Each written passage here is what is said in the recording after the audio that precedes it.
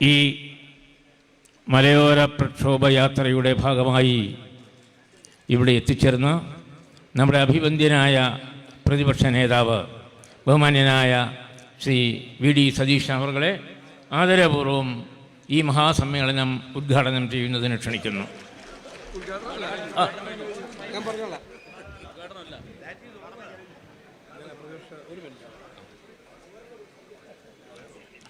പ്രിയങ്കരനായ അധ്യക്ഷൻ UDF-ൻ്റെ ജില്ലാ ചെയർമാൻ ശ്രീ P.K. വേണുഗോപാൽ, ഈ സമ്മേളനം ഉദ്ഘാടനം ചെയ്ത നമുക്കെല്ലാം പ്രിയങ്കരിയായ അഖിലേന്ത്യാ കോൺഗ്രസ് കമ്മിറ്റിയുടെ ജനറൽ സെക്രട്ടറി ശ്രീമതി ദീപ ദാസ് മുൻഷി, നമ്മുടെ UDF-ൻ്റെ കൺവീനർ ശ്രീ M.M. ഹസൻ, പ്രിയങ്കരനായ ശ്രീ K. മുരളീധരൻ ഉൾപ്പെടെ CPMA സലാം ഉൾപ്പെടെ ഈ വേദിയിലുള്ള ഐക്യ ജനാധിപത്യ മുന്നണിയുടെ സമുന്നതരായ നേതാക്കളെ, ഏറ്റവും പ്രിയപ്പെട്ടവർ, ഈ മലയോര സമരയാത്ര എന്തിനാണ് നടത്തിയത് എന്ന് എനിക്ക് മുൻപ് സംസാരിച്ച നേതാക്കൾ നിങ്ങളോട് വിശദമായി സംസാരിക്കുകയുണ്ടായി. കരുവഞ്ചാലിൽ നിന്ന് ആരംഭിച്ച ഈ യാത്ര അമ്പൂരിയിൽ അവസാനിക്കുമ്പോൾ കേരളത്തിലെ 30-35 ലക്ഷത്തോളം ജനങ്ങൾ ജീവിക്കുന്ന മലയോരത്തെ ജനപദങ്ങളുടെ സങ്കടങ്ങൾ, അവരുടെ ദുരിതങ്ങൾ, അവരുടെ വേദനകൾ അതെല്ലാം ഹൃദയത്തിലേറ്റിയാണ് ഈ ജാഥ ഇവിടെ അവസാനിക്കുന്നത്. ഈ ജാഥ ഇവിടെ അവസാനിക്കുമ്പോൾ അവരുടെ കണ്ണീരൊപ്പാനുള്ള തീക്ഷ്ണമായ പ്രയത്നത്തിന് ഐക്യ ജനാധിപത്യ മുന്നണി തുടക്കം കുറിക്കുമെന്നുള്ള പ്രഖ്യാപനത്തോടു കൂടിയാണ് ഈ ജാഥ അവസാനിക്കുക. ഈ സങ്കടങ്ങൾ മാറ്റുക തന്നെ ചെയ്യാം. ഭീതിയാണ് എല്ലായിടത്തും, ഭീതി. ഞങ്ങൾ ബത്തേരിയിൽ ചെന്നപ്പോൾ 5 കടുവകൾ ഇറങ്ങിയിരിക്കുക. എങ്ങനെയാണ് കുഞ്ഞുങ്ങളെ സ്കൂളിൽ വിടുന്നത്? പശുവിന് പുല്ല് പറിക്കാൻ പോകാൻ പറ്റില്ല, പേടിയാണ്. കൃഷിസ്ഥലത്ത് ഇറങ്ങാൻ പറ്റില്ല, ആശുപത്രിയിൽ പോകാൻ പറ്റില്ല. വീട്ടിൽ നിന്നൊരാൾ പുറത്തേക്ക് പോയാൽ തിരിച്ചു വരുന്നത് വരെ ആദിയാണ് കുടുംബത്തിലുള്ള എല്ലാവർക്കും. അവിടെ 9 പേരെയാണ് കടുവകൾ കടിച്ചു കൊന്നത്. ആറളത്ത് 17 പേരെ ആന ചവിട്ടിക്കൊന്നു. ഇതിങ്ങനെ നടക്കുകയാണ് കേരളം മുഴുവൻ. എന്നിട്ട് ഈ ഗവൺമെന്റ് ഈ 10 ദിവസം മുമ്പ് ഗവർണറുടെ നയപ്രഖ്യാപന പ്രസംഗത്തിൽ എഴുതി വെച്ചു. എന്താണെന്നറിയാമോ? കേരളത്തിൽ വന്യജീവി ആക്രമണം കുറഞ്ഞു വരികയാണ്. ഞങ്ങൾ ചോദിച്ചു, നിങ്ങൾ ഏത് ഗ്രഹത്തിലാണ് നിങ്ങൾ ജീവിക്കുന്നത്? ഞങ്ങളുടെ ചോദ്യങ്ങൾക്ക് നിയമസഭയിൽ സർക്കാർ നൽകിയ ഉത്തരവുണ്ട്. അതിലെന്താ പറഞ്ഞിരിക്കുന്നതെന്നറിയാമോ? കഴിഞ്ഞ 6-7 വർഷം കൊണ്ട് 60,000-ത്തിലധികം വന്യജീവി ആക്രമണങ്ങളാണ് കേരളത്തിൽ നടന്നിട്ടുള്ളത്. 60,000-ത്തിലധികം. മരിച്ചത് എത്രയാണെന്നറിയാമോ? 1000-ത്തിലധികം പേർ കൊല ചെയ്യപ്പെട്ടു. 8,000-ഓളം പേർ ഗുരുതരമായ പരിക്കേൽ പറ്റി കിടക്കുന്നു. കോടിക്കണക്കിന് രൂപയുടെ കൃഷിനാശം. ചോദിച്ചു ഞങ്ങൾ മുഖ്യമന്ത്രിയോട്, വനം മന്ത്രിയോട്. മിണ്ടാട്ടമില്ല, എഴുതി വയ്ക്കുകയാണ്. കൃഷി മുഴുവൻ നശിച്ചു. മലയോരത്ത് മനുഷ്യൻ ആദ്യം ചെയ്തിരുന്നത് കപ്പയും ചേനയും ചേമ്പും ഒക്കെ നടുകയാണ്. ഇപ്പൊ കിഴങ്ങ് കൃഷിയില്ല. പന്നി വന്ന് കുത്തി മലത്തിയാണെല്ലാം. ആന വന്ന് വാഴ നശിപ്പിക്കും, കൃഷി നശിപ്പിക്കും. കുരങ്ങൻ വന്ന് നാളികേറിട്ടുകൊണ്ട് പോകും മഞ്ഞങ്ങ പരുവത്തിലാവുമ്പോൾ. മലയണ്ണാൻ വന്ന് ഫ്രൂട്ട് പ്ലാന്റ് മുഴുവൻ നശിപ്പിക്കും. ഞങ്ങൾ ആതിരപ്പള്ളിയിൽ പോയപ്പോൾ പറമ്പുകളിൽ നിന്ന് പ്ലാവ് വെട്ടിമാറ്റിയാണ്. ഇനി ചക്ക വേണ്ട, ചക്ക ഉണ്ടെങ്കിൽ ആന വരും. വാഴ കൃഷി ഉപേക്ഷിച്ചു. ഒരു തരത്തിലുള്ള കൃഷിയും നടക്കുന്നില്ല.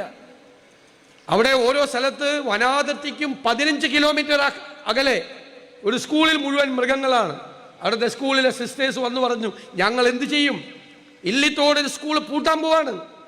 കാരണം ക്ലാസ്സിൽ നിന്ന് വൈകുന്നേരം 4 മണിക്ക് കുട്ടികളെ വിട്ട് കുട്ടികൾ ബസ് സ്റ്റോപ്പിൽ നിൽക്കുമ്പോൾ തൊട്ടപ്പുറത്ത് റോഡിനപ്പുറത്ത് ആന നിൽക്കുകയാണ്. എന്തു വേണമെങ്കിലും സംഭവിക്കാം. ഈ ഭീതിയാണ്. ഇതിലൊരു നടപടി വേണ്ടേ? ഇതിലൊരു പരിഹാരം വേണ്ടേ? നമ്മൾ ജാഥ നടത്തുക മാത്രമല്ല ചെയ്യുന്നത്, പരിഹാര മാർഗങ്ങൾ നിർദ്ദേശിച്ചുകൊണ്ടാണ്. ഒന്ന്, പരമ്പരാഗതമായ രീതിയിൽ ചെയ്യുന്ന കാര്യങ്ങളുണ്ട്. ഉമ്മൻചാണ്ടി സർക്കാർ ഏറ്റവും ഭംഗിയായി ചെയ്തതാണ്. വൻമതിലുകൾ കെട്ടുക, കിടങ്ങുകൾ കുഴിക്കുക, സൗരോർജ്ജ വേലി ഉണ്ടാക്കുക, ഇലക്ട്രിക് ഫെൻസിംഗ് ഉണ്ടാക്കുക, ഹാങ്ങിങ് ഫെൻസിംഗ് ഉണ്ടാക്കുക, റെയിൽ ഗാർഡ് ഉണ്ടാക്കുക തുടങ്ങി നിരവധിയായ കാര്യങ്ങൾ. ഞാൻ നിങ്ങളോട് പറയട്ടെ, ഇത് പണ്ട് മുതലേ ചെയ്യുന്ന കാര്യങ്ങളാണ്. കഴിഞ്ഞ 4 വർഷമായി ഈ സർക്കാർ 1 രൂപ ഈ കാര്യത്തിന് വേണ്ടി ചെലവഴിച്ചിട്ടില്ല. ഞങ്ങൾ തന്നെ അന്തം വിട്ടുപോയി കണക്ക് നോക്കിയപ്പോൾ. 1 രൂപ ഈ കാര്യത്തിന് വേണ്ടി ചെലവഴിച്ചിട്ടില്ല. അപ്പൊ എന്താ, മലയോരത്തെ ജനങ്ങളെ അവരുടെ വിധിക്ക് വിട്ടുകൊടുത്തേക്കാണ്. ആന ചവിട്ടിക്കൊല്ലോ, കടുവ കടിച്ചു കൊല്ലോ ചെയ്യട്ടെ. അറിയില്ലേ, അവിടുത്തെ രാധ, അതിൻ്റെ തലഭാഗം ഉണ്ടായിരുന്നില്ല. കടുവയെ പോസ്റ്റ്മോർട്ടം ചെയ്തപ്പോൾ കടുവയുടെ വയറ്റിൽ അവരുടെ കമ്മലും ചെവിയും അവരുടെ വസ്ത്രവും മുടിയും ഒക്കെ ആയിരുന്നു. ക്രൂരമായിട്ടുള്ള ആക്രമണമാണ്. ഞങ്ങൾ കൊട്ടിയൂരി ചെന്നപ്പോൾ ഒരു ഓട്ടോറിക്ഷ ഡ്രൈവർ വന്നു സ്റ്റേജിൽ. രാവിലെ വീട്ടിലേക്ക് പോയതാണ് ബൈക്കിൽ. ആന മറിച്ചിട്ടു. ആന എടുത്ത് കാലെടുത്ത് നെഞ്ചിൽ വെച്ച് എന്നിട്ട് നോക്കി. പിന്നെ എന്തോ ഒന്നും ചെയ്യണ്ടെന്ന് കരുതി എടുത്തു. പക്ഷെ ആന കാലെടുത്ത് നെഞ്ചിൽ വെച്ചപ്പോൾ തന്നെ 6 വാരിയിൽ ഒടിഞ്ഞു, 6-7 വാരിയിൽ ഒടിഞ്ഞു. നഖം കൊണ്ട് കാല് മുഴുവൻ പോയി. നിരവധി ഓപ്പറേഷനുകൾ നടത്തി 15 ലക്ഷം രൂപയായി. ഒറ്റ പൈസ സർക്കാർ കൊടുത്തിട്ടില്ല, ഒറ്റ പൈസ. 4000-ഓളം പേർക്കാണ് ഇനി നഷ്ടപരിഹാരം കൊടുക്കാനുള്ളത്. ഞങ്ങൾ മാനന്തവാടിയിൽ പോയി. അജീഷ് ആന ചവിട്ടിക്കൊന്നതാ. വീട്ടിൽ ചെന്നപ്പോൾ 6ാം ക്ലാസ്സുകാരിയായൊരു മകൾ എൻ്റെ മുഖത്ത് നോക്കി ചോദിക്കുകയാണ്, സാറേ ഞാൻ അനാഥയായി, എനിക്കിനി ഉറപ്പ് തരാൻ പറ്റുമോ? എന്നെ പോലുള്ള അനാഥകൾ ഈ നാട്ടിൽ ഇനി ഉണ്ടാവില്ല എന്ന് സാറിന് ഉറപ്പ് പറയാൻ പറ്റുമോ? നമ്മുടെ ചങ്ക് പറയുന്ന ചോദ്യമാണ്. എൻ്റെ മനസ്സിൽ ആ കുഞ്ഞിൻ്റെ മുഖം ഇപ്പോഴുമുണ്ട്. നമുക്ക് മലയോരത്തെ ജനങ്ങളെ വിധിക്ക് വിട്ടുകൊടുക്കാൻ പറ്റില്ല. ഈ പരമ്പരാഗതമായ സംവിധാനങ്ങൾ ഏർപ്പെടുത്താൻ ബജറ്റിൽ പണം അനുവദിക്കുകയും അത് സമയബന്ധിതമായി നടപ്പാക്കുകയും ചെയ്യാൻ സർക്കാർ തയ്യാറാവണം. 2, ആധുനികമായ സങ്കേതങ്ങളുണ്ട്. ലോകരാജ്യങ്ങളിൽ, ഇന്ത്യയിലെ വിവിധ സംസ്ഥാനങ്ങളിൽ, തമിഴ്നാട്ടിൽ, കർണാടകയിൽ, ഹിമാചലിൽ, മധ്യപ്രദേശിലൊക്കെ ഉണ്ട്. വനാതിർത്തിയിൽ വനങ്ങളുടെ മൂവ്മെന്റ്, ചലനമുണ്ടായാൽ അറിയാനുള്ള സംവിധാനം ഇപ്പം ഉണ്ട്. ഇത് ശാസ്ത്രലോകത്ത് ആർട്ടിഫിഷ്യൽ ഇന്റലിജൻസിന്റെ കാലത്താണ് നമ്മൾ ജീവിക്കുന്നത്. അതറിഞ്ഞാൽ തിരിച്ചവരെ കാട്ടിലേക്ക് തിരിച്ചോടിക്കാൻ ഉള്ള സംവിധാനങ്ങളുണ്ട്. കൃത്രിമമായ ശബ്ദമുണ്ടാക്കി കാട്ടിൽ അവർക്ക് ആവശ്യമായ ഭക്ഷണമൊരുക്കാൻ വേണ്ടിയിട്ടുള്ള സംവിധാനങ്ങളുണ്ട്. എല്ലാ സ്ഥലത്തും ഇത് ചെയ്യുന്നുണ്ട്. ഇതൊന്നും അറിയാത്ത ഏക സ്ഥലം ഈ കേരളത്തിലെ സർക്കാരും ഇവിടുത്തെ വനം വകുപ്പുമാണ്. ഒന്നും അറിയില്ല. പരമ്പരാഗതവും ചെയ്യുന്നില്ല, ആധുനികവും ചെയ്യുന്നില്ല. അങ്ങനെ ആയിക്കോട്ടെ എന്നാണ്. അങ്ങനെ ആയിക്കോട്ടെ, എന്തു വേണമെങ്കിലും സംഭവിച്ചോട്ടെ.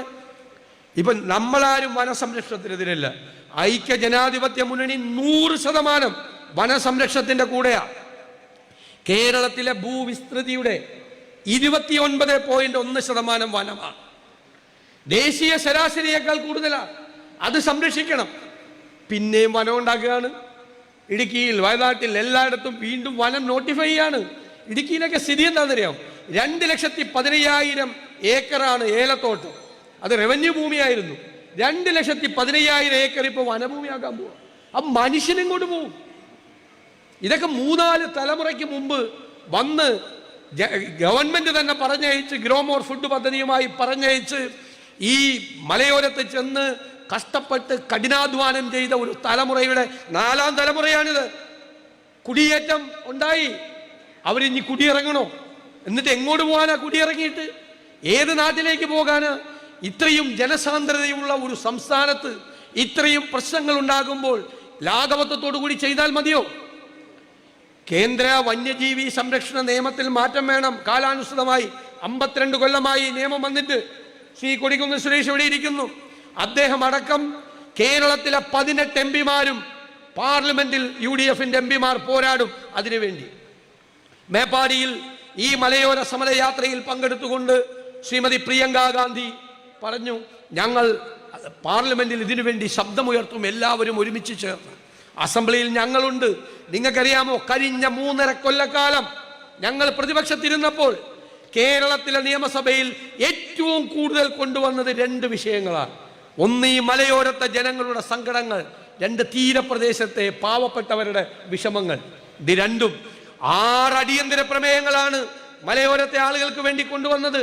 നിരവധി ശ്രദ്ധ ക്ഷണിക്കൽ പ്രമേയങ്ങൾ, സബ്മിഷനുകൾ, നിരവധി പരിപാടികൾ. നിസ്സംഗതയാണ്, നിസ്സംഗത, മിണ്ടാട്ടമില്ല. ഞാൻ മന്ത്രിയായതുകൊണ്ടാണോ ആന കാട്ടിൽ നിന്നിറങ്ങുന്നതെന്ന് ചോദിക്കുന്ന വനം മന്ത്രിയാണ് കേരളത്തിൽ. ശ്രീ റോജി എം ജോൺ ഇവിടെ ഇരിക്കുന്നു. റോജി എം ജോൺ ഒരു ദിവസം നിയമസഭയിൽ ചോദിച്ചു, മയക്കുവെടി കൊണ്ടത് ആനയ്ക്കാണോ മന്ത്രിക്കാണോ എന്ന് സംശയമുണ്ടെന്ന്. മയക്കുവെടി കൊണ്ടതുപോലെയാണ് ആന ഇരിക്കുന്നതെന്ന് റോജി എം ജോൺ നിയമസഭയിൽ പറഞ്ഞു. എന്നിട്ടും യാതൊരു അനക്കമില്ല.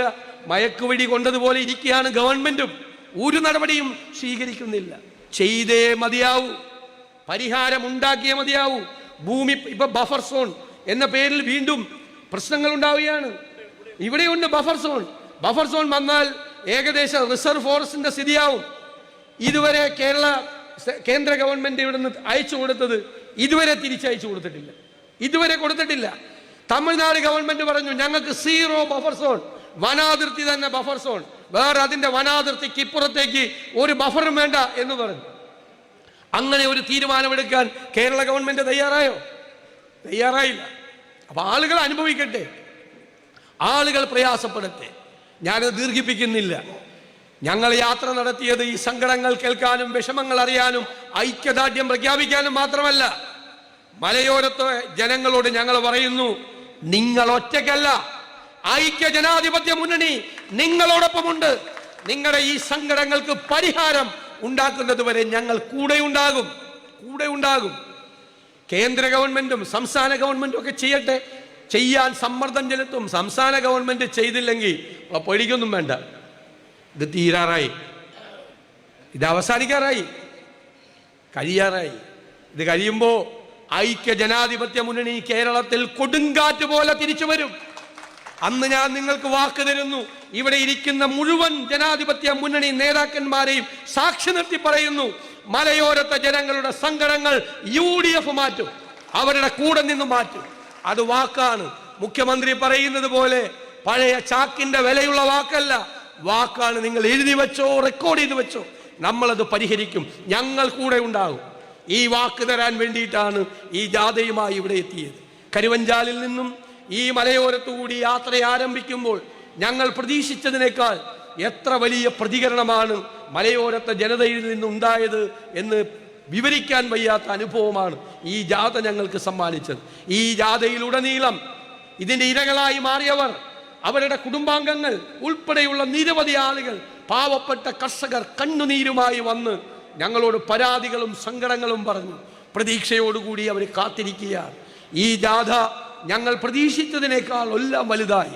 ആദ്യമായിട്ടാണ് ഒരു രാഷ്ട്രീയ ജാഥയ്ക്കപ്പുറം ഒരു ജനപദത്തിൻ്റെ താല്പര്യങ്ങൾ ഉയർത്തിപ്പിടിച്ചുകൊണ്ട് കേരളത്തിൽ ഇതുപോലൊരു ജാഥ നടത്തുന്നത് ആദ്യമായിട്ടാണ്. മലയോരത്തെ ആ സങ്കടങ്ങൾ ഒപ്പിയെടുത്തുകൊണ്ട് നടത്തിയ ഈ ജാഥ തീർച്ചയായിട്ടും അവരുടെ പ്രശ്നങ്ങൾ പരിഹരിക്കാൻ വേണ്ടിയിട്ടുള്ള, ഞാൻ നേരത്തെ സൂചിപ്പിച്ചതുപോലുള്ള ഇനി ആരംഭിക്കാൻ പോകുന്ന തീക്ഷ്ണമായ പ്രയത്നത്തിന് ആത്മവിശ്വാസമാണ് നിങ്ങൾ നൽകിയത്. ഈ അമ്പൂരിയിൽ ഈ മലയോരത്ത് വന്നപ്പോൾ നിങ്ങൾ ഹൃദയത്തിൽ ചാലിച്ചു നൽകിയ ഈ സ്വീകരണത്തിന് നന്ദി പറയാൻ വാക്കുകളില്ലാതെ സ്നേഹാഭിവാദ്യങ്ങൾ അർപ്പിച്ചുകൊണ്ട് ഞാൻ ചുരുക്കുന്നു. പത്രക്കാർക്ക് ഇവരെല്ലാം എല്ലാവർക്കും ഒരു ഫോട്ടോ എടുക്കാം.